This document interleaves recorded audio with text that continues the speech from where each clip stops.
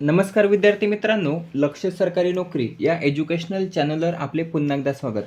मित्रांनो, आज आपण पोलीस भरती, आरोग्य भरती, रेल्वे भरती तसेच इतर ज्या काही सदस्य भरती असतात तर त्यासाठी लागणारे आवश्यक असे चालू घडामोडीचे प्रश्न या ठिकाणी आपण कव्हर करून घेणार आहोत.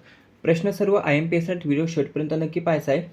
आजचा आपला भाग असणार आहे 438वा. या भागामध्ये आपण 18 जानेवारी 2026 आणि 19 जानेवारी 2026 या 2 दिवसातील महत्त्वाचे चालू घडामोडीचे प्रश्न या ठिकाणी कव्हर करून घेणार आहोत.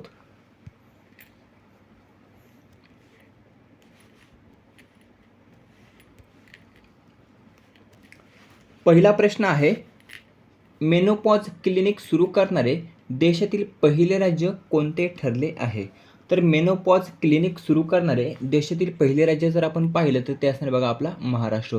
आपल्या महाराष्ट्रामध्ये मेनोपॉज हा क्लिनिक नुकतंच सुरू झाला असून मेनोपॉज क्लिनिक सुरू करणारे देशातील पहिले राज्य ठरलेले आहे महाराष्ट्र.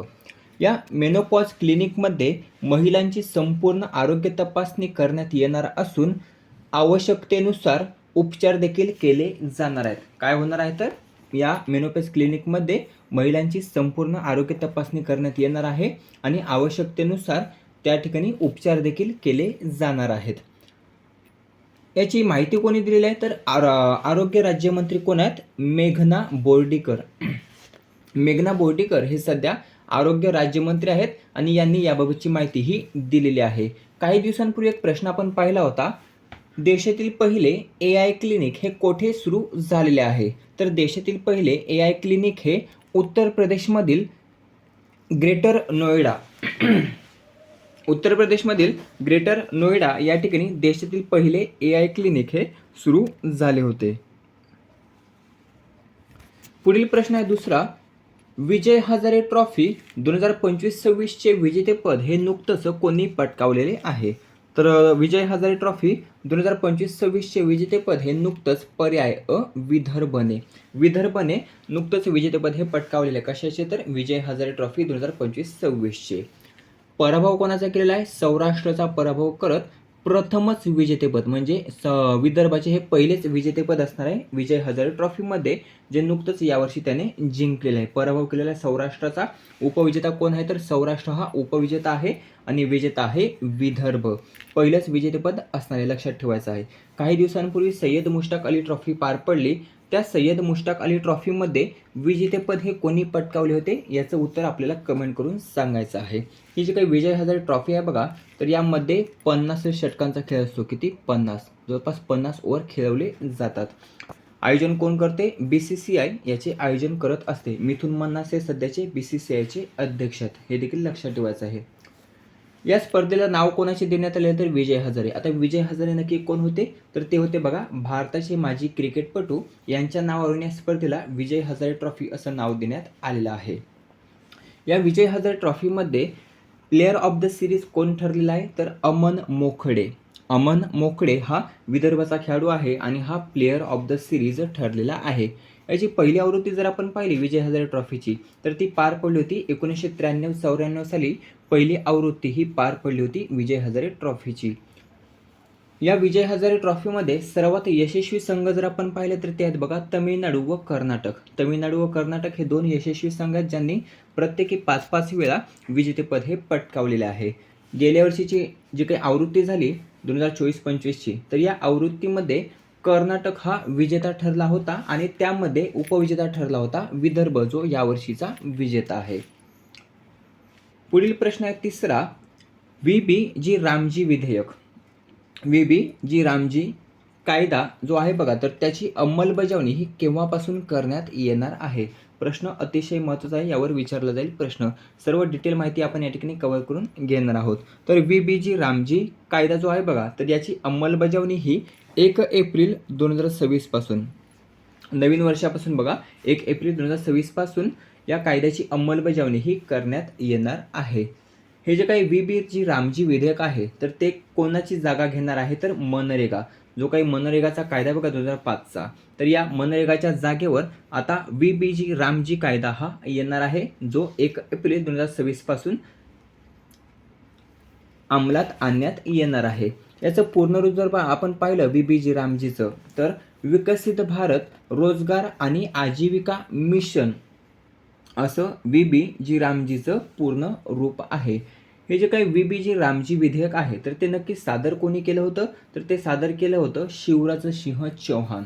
शिवराज सिंह चौहान यांनी ते सादर केलं होतं, जे 18 डिसेंबर 2025ला लोकसभेमध्ये मंजूर झालं, 19 डिसेंबर 2025ला राज्यसभेमध्ये मंजूर झालं आणि 21 डिसेंबरला राष्ट्रपतींनी ते मंजूर केलं आणि आता ते कायद्यात रूपांतर झालं असून त्याची अंमलबजावणी ही 1 एप्रिल 2026 पासून करण्यात येणार आहे. पुन्हा एकदा तारीख सांगतो बघा, परीक्षेमध्ये विचारली जाऊ शकते. लोकसभेत मंजूर झालं 18 डिसेंबर 2025ला, राज्यसभेमध्ये मंजूर झालं 19 डिसेंबर 2025ला आणि राष्ट्रपतीने मंजूर केव्हा केलं, तर 21 डिसेंबर 2025ला.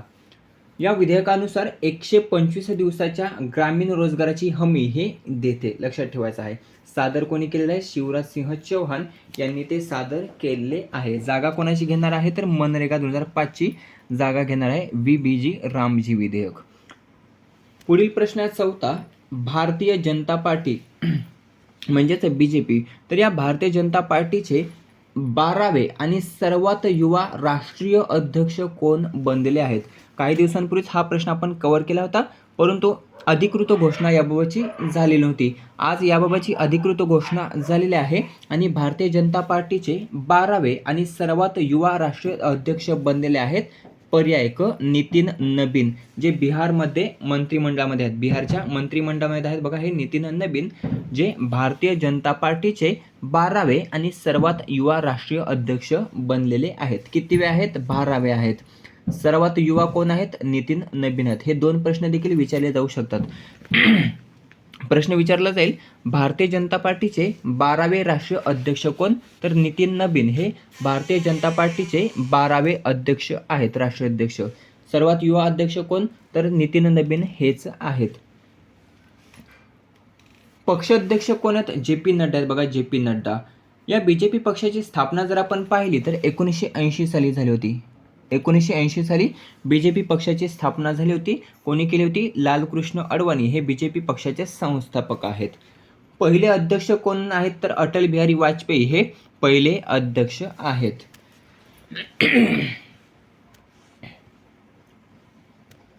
पुढील प्रश्न आहे, भारताची फुलराणी म्हणून प्रसिद्ध असलेल्या सायना नेहवालने कोणत्या खेळातून नुकतंच निवृत्तीची घोषणा केलेली आहे. प्रश्न हा देखील महत्त्वाचा आहे.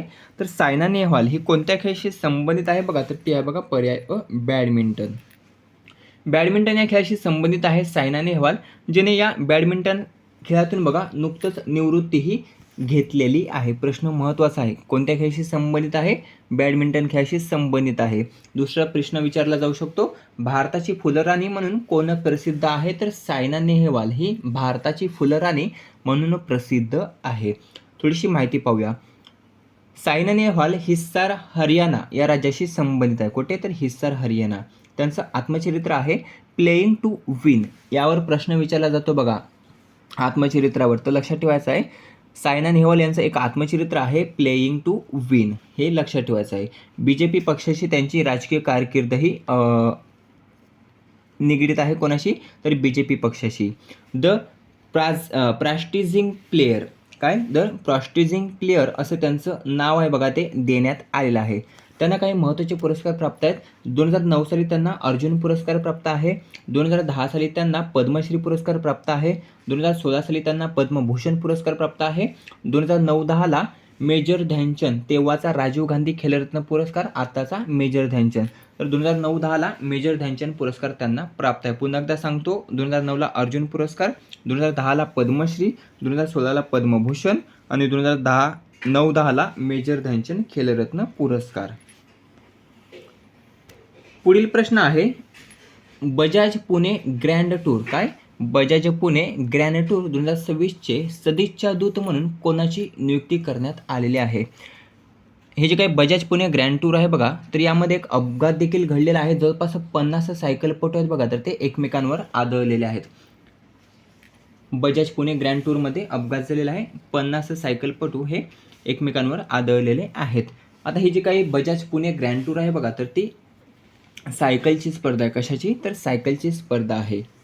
आणि याचे सदिच्छा दूत म्हणून पर्याय ड भारताचे माजी कर्णधार महेंद्रसिंग धोनी.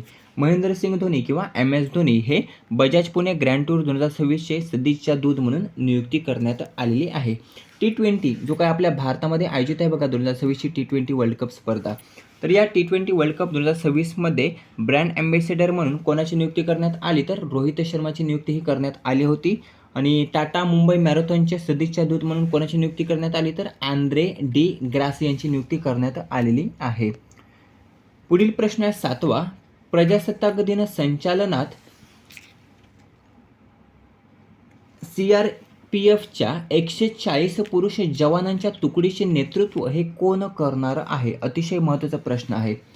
CRPF सध्या CRPFचे प्रमुख कोण आहेत? उत्तर कमेंट करून सांगायचं आहे. काही दिवसांपूर्वीच आपण हे प्रश्न कव्हर केले आहेत.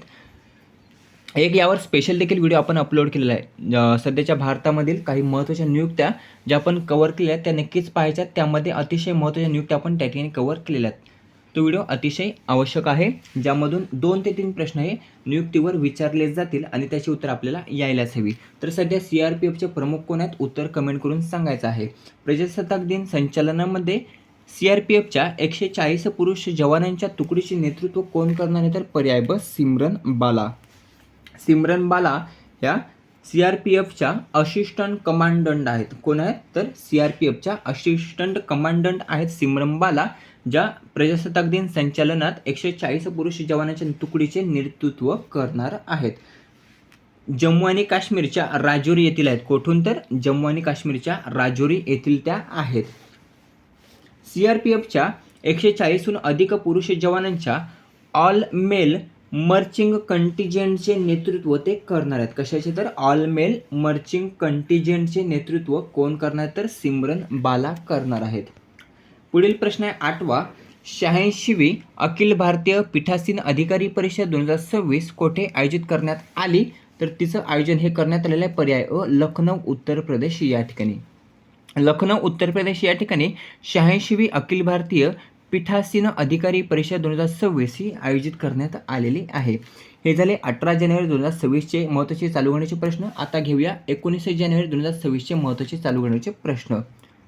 पहिला प्रश्न आहे, देशातील प्रतिष्ठेचा स्कॉच पुरस्कार 2025 हा कोणत्या पालिकेला प्रदान करण्यात आला? तर देशातील प्रतिष्ठेचा स्कॉच पुरस्कार 2025 हा नवी मुंबई पालिकेला, कोणास? तर नवी मुंबई पालिकेला प्रदान करण्यात आलेला आहे. कशासाठी? तर मालमत्ता कर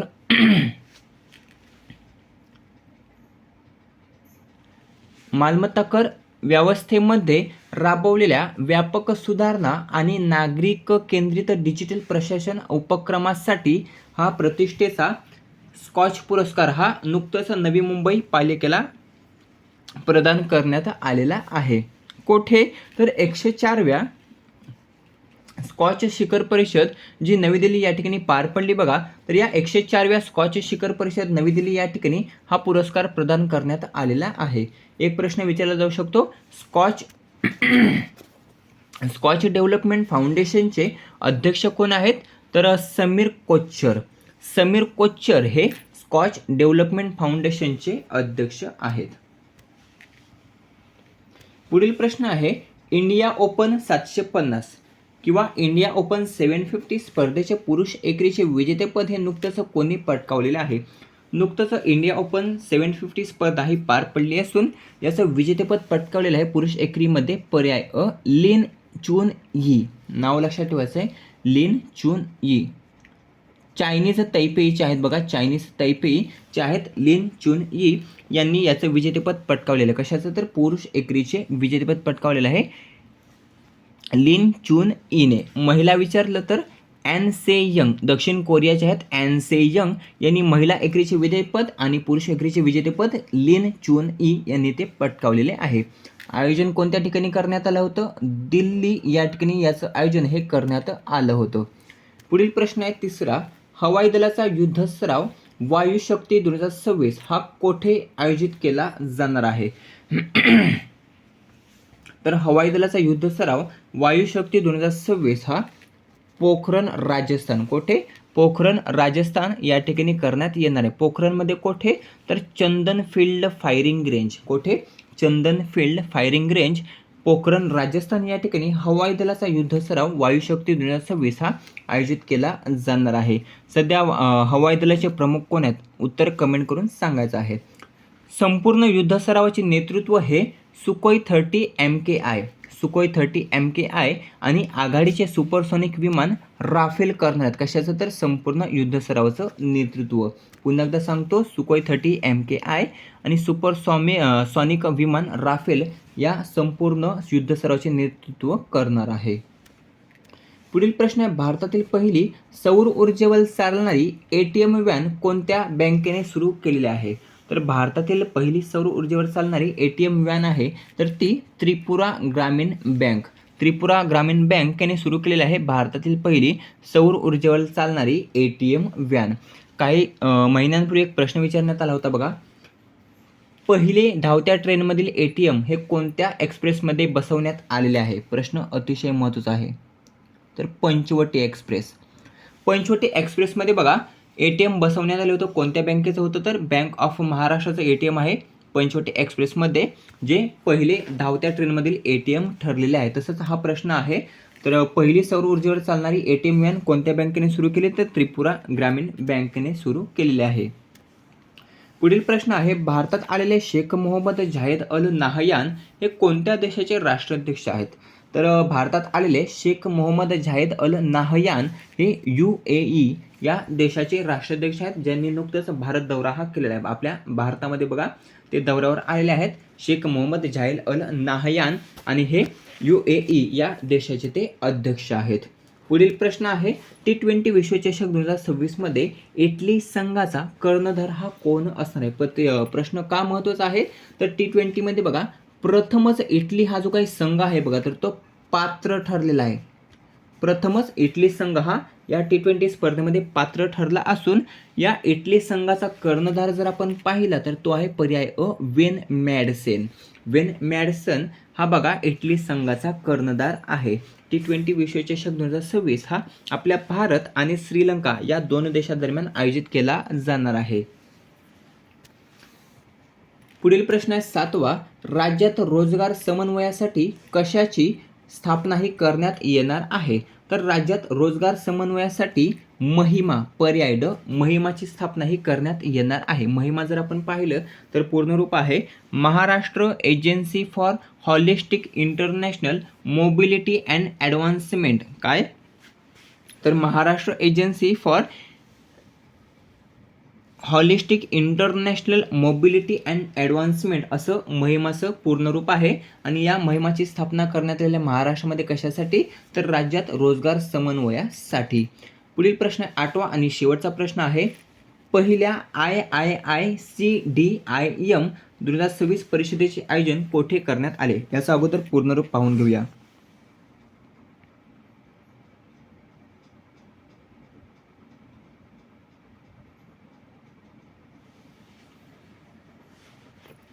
उत्तर आहे पर्याय अ लखनौ उत्तर प्रदेश. लखनौ उत्तर प्रदेश या ठिकाणी बघा IIICDIM 2026 परिषदेचे आयोजन हे करण्यात येणार आहे. कुठे? तर लखनौ उत्तर प्रदेश नाही, तर पर्याय ब भारत मंडपम नवी दिल्ली. भारत मंडपम नवी दिल्ली या ठिकाणी 70 देशांच्या सुमारे 100 प्रतिनिधींचा समावेश असणार आहे. किती? तर 70 देशांच्या सुमारे 100 प्रतिनिधींचा यामध्ये समावेश असणार आहे. लोकशाही आणि निवडणूक व्यवस्थापनाच्या क्षेत्रामध्ये भारतात होणाऱ्या आजवरच्या सर्वात मोठी परिषद ही असणार आहे यावर्षीची IIICDIM 2026 परिषद. लक्षात ठेवायचं आहे. कोणाच्या उपस्थितीत पार पडणार आहे? तर भारताचे मुख्य निवडणूक आयुक्त ज्ञानेश कुमार, त्यानंतर निवडणूक आयुक्त डॉक्टर सुखबीर सिंह संधू आणि डॉक्टर विवेक जोशी यांच्या उपस्थितीत ही परिषद पार पडणार आहे. आता हे झाले महत्त्वाचे चालवणीचे प्रश्न माहिती सगट. आता घेऊया फक्त रिव्हिजन, म्हणजे आपल्या चांगलं लक्षात राहील. सुरुवातीपासून पाहूया. पहिला प्रश्न विचारण्यात आला होता, मेनोपॉज क्लिनिक सुरू करणारे देशातील पहिले राज्य कोणते ठरले? पर्याय ब महाराष्ट्र हे मेनोपॉज क्लिनिक सुरू करणारे देशातील पहिले राज्य ठरलेले आहे. पुढील प्रश्न आहे, विजय हजारे ट्रॉफी 2025-26 विजेतेपद कोणी पटकावलेलं आहे? पर्याय अ विदर्भ या संघाने विजेतेपद पटकावलेले विजय हजारे ट्रॉफी 2025-26. पुढील प्रश्न आहे VBG रामजी कायद्याची अंमलबजावणी केव्हापासून करण्यात येणार आहे, तर पर्याय क 1 एप्रिल 2026 पासून याची अंमलबजावणी ही करण्यात येणार आहे. पुढील प्रश्न आहे भारतीय जनता पार्टीचे 12वे आणि सर्वात युवा राष्ट्रीय अध्यक्ष कोण बनले आहेत, नितीन नबीन हे भारतीय जनता पार्टीचे 12वे आणि सर्वात युवा राष्ट्रीय अध्यक्ष बनलेले आहेत. पुढील प्रश्न आहे भारताची फुलराणी म्हणून प्रसिद्ध असलेली सायना नेहवाल, या सायना नेहवालने कोणत्या खेळातून निवृत्तीची घोषणा केली, तर बॅडमिंटन या खेळाशी संबंधित असून बॅडमिंटन खेळातून निवृत्तीची घोषणा केलेली आहे सायना नेहवाल यांनी.